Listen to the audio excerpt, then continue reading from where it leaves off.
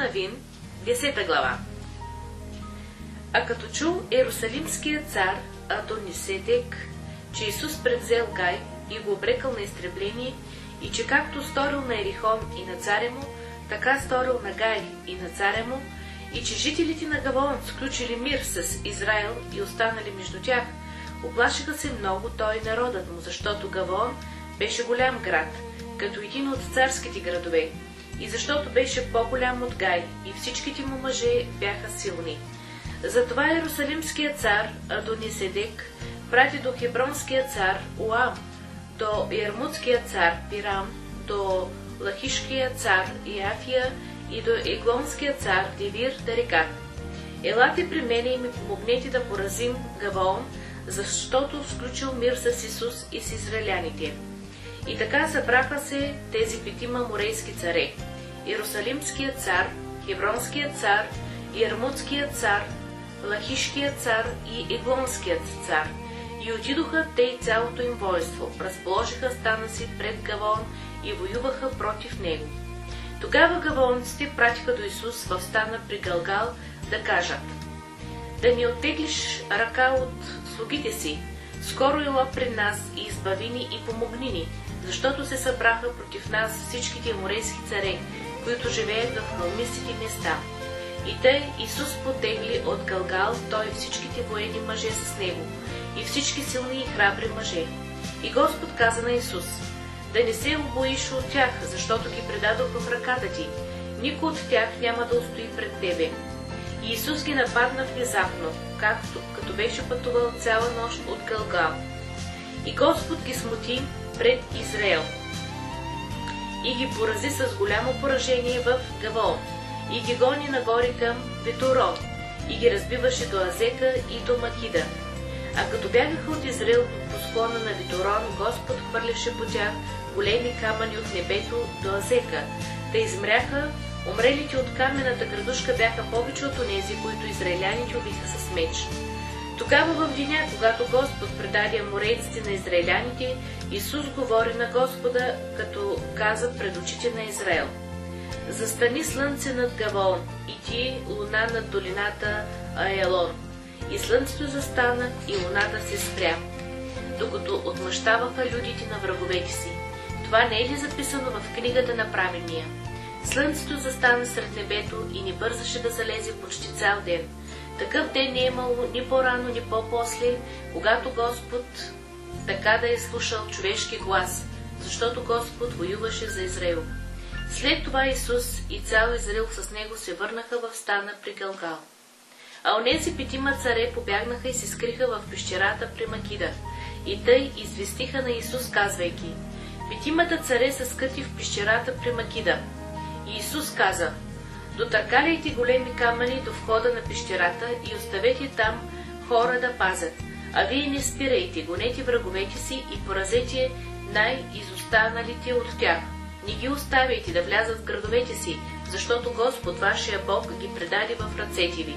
И когато Исус и израеляните ги поразиха с твърде голямо клане, докато ги изтребаха, а останалите от тях, които оцеляха, влязоха в укрепени градове, тогава цялото воинство се върна благополучно в стана при Исус в Макида.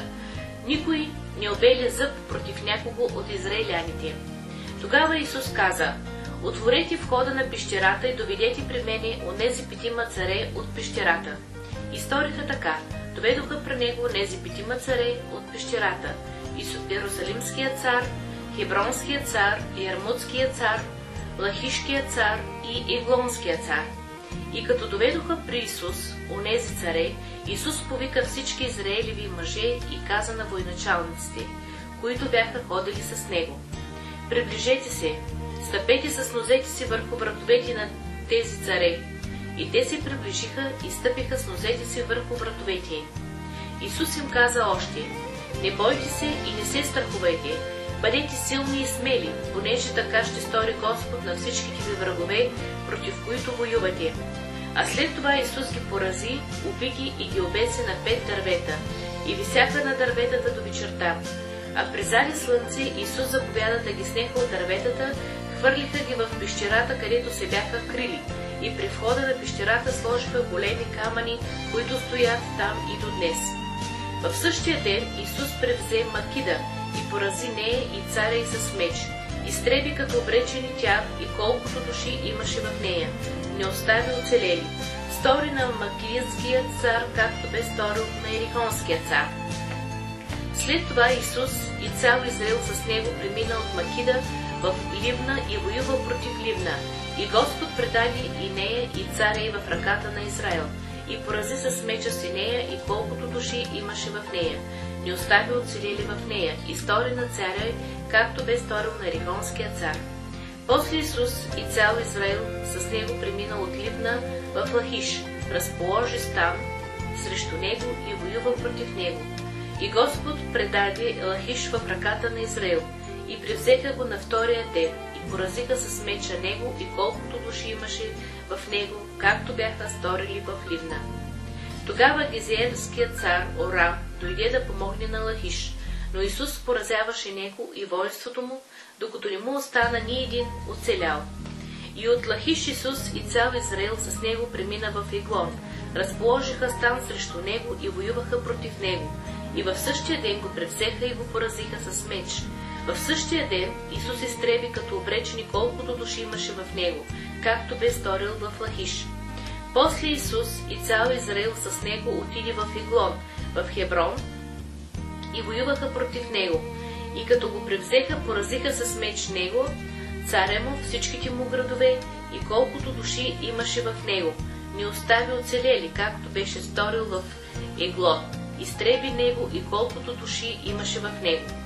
И след това Исус и цял Израил с него се върна в Дивир и воюва против него, и превзе него, царя му и всичките му градове, и поразиха ги с меч и изтребиха колкото души имаше в него, не остави оцелели.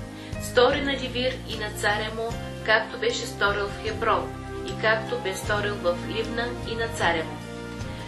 Така Исус порази цялата хълмиста, южна и планинска земя, и подгорията й, и всичките им царе, не остави оцелели, но изтреби всичко, което дишаше, както Господ Израилевият Бог беше заповядал. Исус ги порази от Кадеш Върни до Газа и цялата Гошенска земя до Гаваон. Всичките царе и земята при Исус превзе изведнъж, защото Господ Израилевият Бог воюваше за Израил. Тогава Исус и цял Израил с него се завърна в стана при Галгал.